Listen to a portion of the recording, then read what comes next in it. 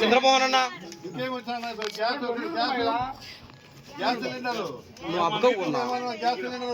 బాగా అవగాహనతో మంచి సదుద్దేశంతో ప్రభుత్వం మీద మంచి పరిపాలన బాగా సుపరిపాలన అందిస్తున్నారు అనేటువంటి అభిప్రాయం సంపూర్ణంగా వ్యక్తమవుతా ఉంది.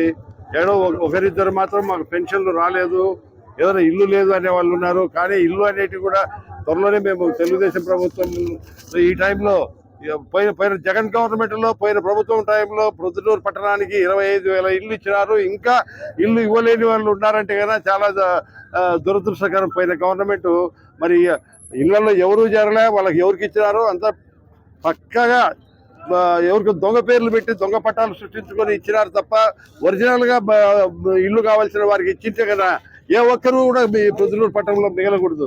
అట్లాంటిది ఇప్పుడు ఈ ఇక్కడ ఉన్నటువంటి ఆచార్యుల కాలనీలో మా దృష్టికి ఒక 3-4 వచ్చినారు. అయ్యా మాకు ఇల్లు ఇవ్వలేదని చెప్పి.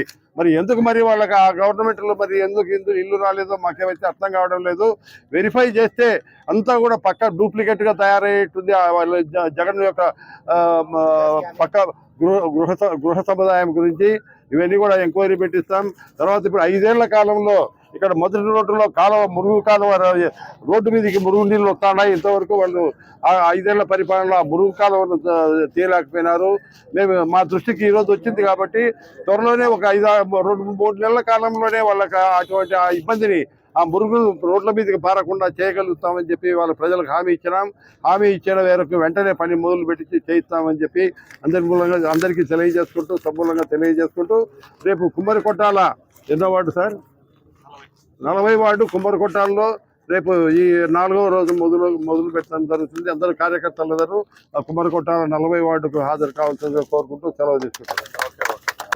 చంద్రబాబు నాయుడు గారు అదేవిధంగా కూటమి ప్రభుత్వం వచ్చి దాదాపుగా 1 సంవత్సర కాలం దాటింది. ఈ సంవత్సర కాలంలో సుపరిపాలన తొలి అడుగు అనేటువంటి ఒక స్కీమ్ కింద నియోజకవర్గంలో ఉన్నటువంటి ప్రతి ప్రాంతాన్ని కూడా తెలుగుదేశం నాయకులతో చేయడం జరుగుతుంది. అందులో భాగంగానే ఈరోజు 3వ రోజు గోపవరం పంచాయతీలో ఉన్నటువంటి ఆచార్య కాలనీలో ఉన్నటువంటి ఇక్కడ ఒక పెద్ద కమిటీ ఉంది. ఆచార్య కాలనీలో తెలుగుదేశం పార్టీకి సంబంధించి ఆ కమిటీ ఆధ్వర్యంలో ఈరోజు వచ్చేసి మందాల రాఘవరెడ్డి గారు, ఆనంద్ భార్గవరెడ్డి గారు, అదేవిధంగా మిగతా పెద్దలందరూ కూడా ఇక్కడ ఉన్నటువంటి వాళ్ళందరూ కూడా ఇక్కడ తిరగడం జరుగుతుంది.